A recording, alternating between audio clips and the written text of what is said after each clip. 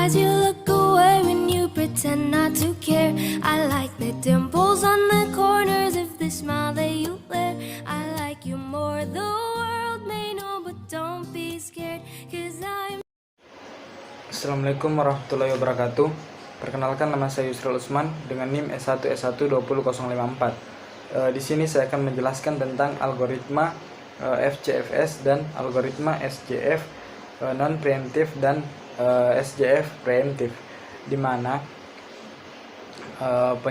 penjadwalan proses dari CPU itu perlu dilakukan untuk mengurangi waktu tunggu atau idle time. FCFS sendiri memiliki arti first come first service, di mana proses yang datang pertama kalilah yang akan dilayani terlebih dahulu, tidak peduli apakah burst time-nya panjang atau pendek. Sebagai contoh, terdapat proses pada sebuah CPU dengan arrival time dan burst time-nya masing-masing. Kemudian kita disuruh untuk menentukan rata-rata waktu tunggu dengan algoritma FCFS atau first come first service. Selanjutnya kita akan menggambarkan Gantt chart-nya, di mana pada waktu yang ke 0 itu P1 masuk ke antrian dan langsung diproses atau langsung dieksekusi. Dan pada saat waktu yang kedua, P2 mulai masuk ke antrian, dan pada waktu yang ketiga P3 mulai masuk ke antrian, dan pada waktu yang kelima P4 mulai masuk ke antrian, dan pada waktu yang ke-9 P5 juga masuk ke antrian. Dan pada waktu yang ke-12 P1 telah selesai dieksekusi, dan proses-proses lainnya seperti P2, P3, P4 dan P5 mulai masuk mengantri pada waktu yang ke-12. Kemudian pada waktu yang ke-12 tersebut P2 mulai dieksekusi hingga waktu yang ke-20, karena P2 memiliki burst time 8. Kemudian pada waktu yang ke-20 P3 mulai dieksekusi hingga waktu ke-25. Kemudian pada waktu yang ke-25 P4 dan P5 mulai masuk ke antrian. Kemudian P4 mulai dieksekusi hingga waktu yang ke-27, dan pada waktu yang ke-27 P5 mulai masuk ke antrian. Kemudian P5 dieksekusi pada waktu ke-27 hingga waktu ke-28.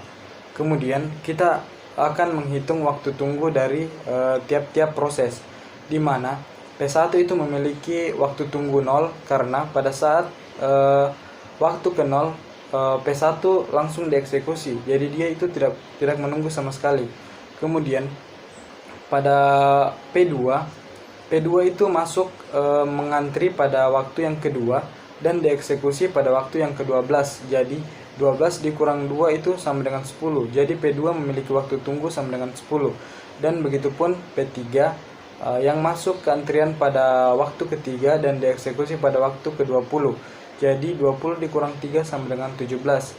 Sedangkan untuk P4, dia masuk ke antrian pada waktu yang kelima dan dieksekusi pada waktu yang ke-25. Jadi 25 dikurang 5 itu sama dengan 20.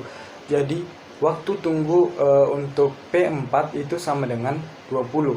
Sedangkan untuk P5 sendiri masuk ke antrian pada waktu yang ke-9 dan dieksekusi pada waktu yang ke-27. Jadi 27 dikurang 9 sama dengan 18. Kemudian kita jumlahkan dari jumlah waktu tunggu dari setiap proses-proses dari P1 hingga P5.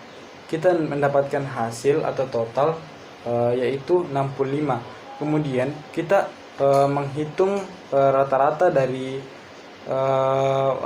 waktu tunggu dari kelima proses tersebut dengan membagi 5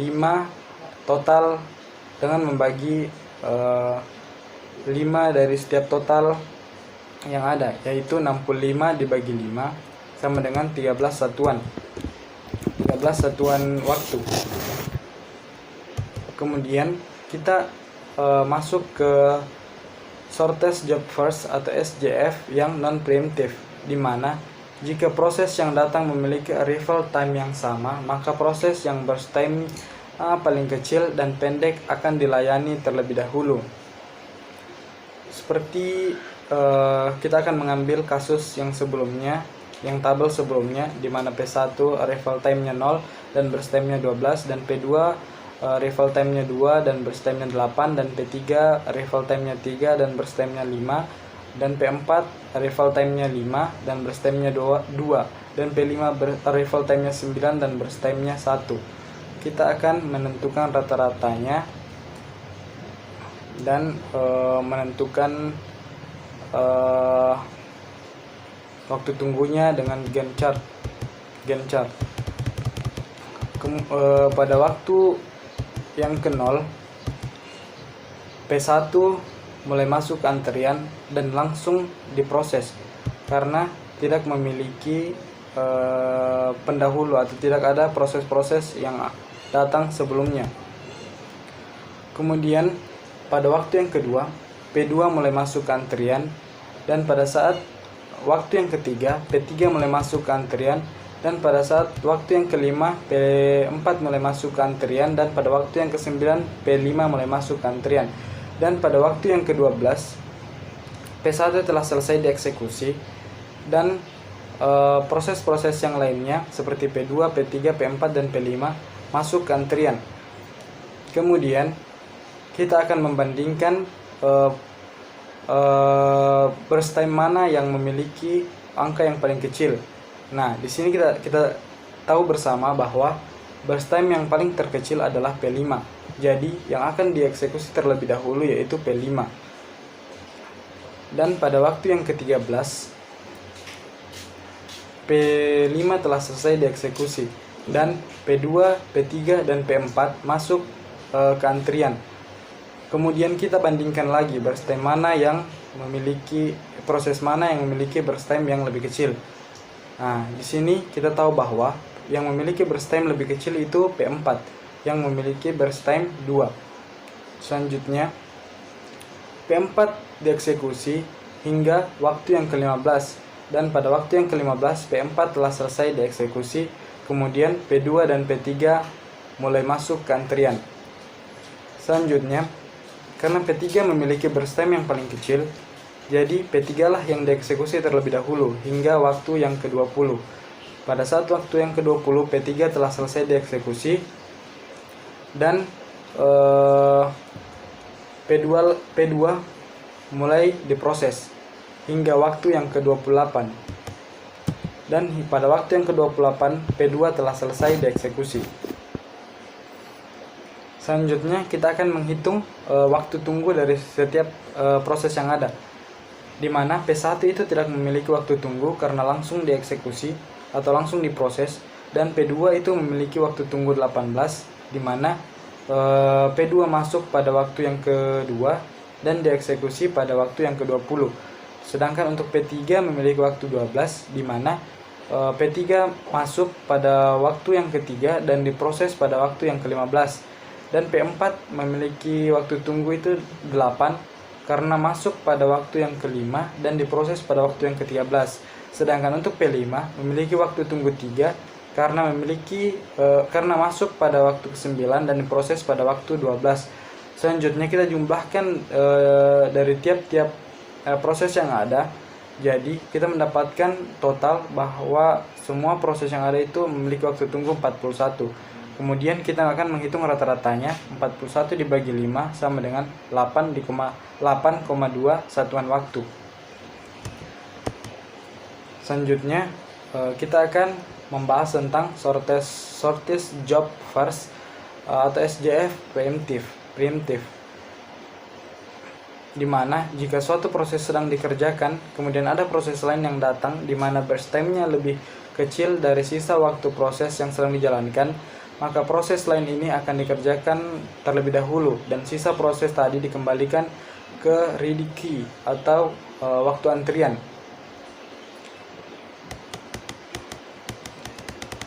Selanjutnya, ini adalah bentuk dari Gantt chart-nya, di mana pada waktu yang ke-0 P1 mulai masuk ke antrian, dan pada waktu yang kedua P2 mulai masuk ke antrian dan langsung diproses. Pada waktu yang ke-0 juga P1 tadi langsung diproses, dan pada waktu yang kedua P2 juga langsung diproses, dan P1 menyisakan burst time 10 karena 2 telah diproses. Kemudian waktu yang ketiga, pada waktu yang ketiga P3 mulai masuk ke antrian dan langsung diproses, dan P2 telah diproses sebelumnya, jadi menyisakan burst time 7, dan P1 tetap pada burst time 10 dan masuk ke antrian.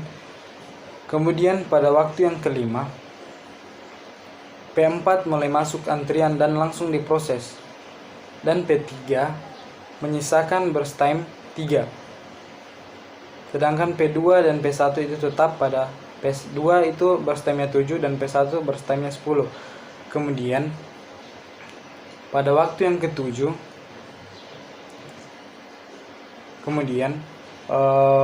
pada waktu yang ketujuh P4 telah selesai diproses, jadi P3 akan lanjut diproses karena memiliki burst time yang paling kecil di antara P2 dan P1. Kemudian pada waktu yang ke-9 P5 mulai masuk pada antrian karena P3 memiliki burst time 1 dan P5 juga memiliki burst time 1, maka yang akan terlebih dahulu dieksekusi adalah proses yang telah dilakukan sebelumnya, yaitu P3. Jadi pada waktu yang ke-9 ini yang akan diproses hingga waktu yang ke-10 adalah P3. Dan pada saat waktu yang ke-10 P3 telah selesai diproses. Jadi yang masuk pada antrian itu P5, P2 dan P1, di mana P5 langsung diproses hingga waktu yang ke-11. Dan pada waktu yang ke-11 menyisakan P2 dan P1. P2 selanjutnya diproses hingga waktu ke-18, dan pada waktu ke-18 P2 telah selesai diproses dan P1 akan diproses selanjutnya hingga waktu yang ke-28. Kemudian kita akan menghitung waktu tunggu dari kelima proses tersebut, di mana P1 memiliki waktu tunggu 16 dan P2 memiliki waktu tunggu 8 dan P3 memiliki waktu 2 dan P4 memiliki waktu tunggu 0 dan P5 memiliki waktu tunggu 1. Selanjutnya kita akan menghitung rata-rata dari waktu tunggu dari tiap-tiap proses yang ada, di mana total dari keseluruhan waktu tunggu dari kelima proses tersebut ada 27. Jadi rata-ratanya yaitu 5,4 satuan waktu. Mungkin sekian saja pembahasan mengenai penjadwalan algoritma FCFS dan SJF preemptif dan SJF non preemptif. Saya akhiri dengan ucapan Assalamualaikum warahmatullahi wabarakatuh.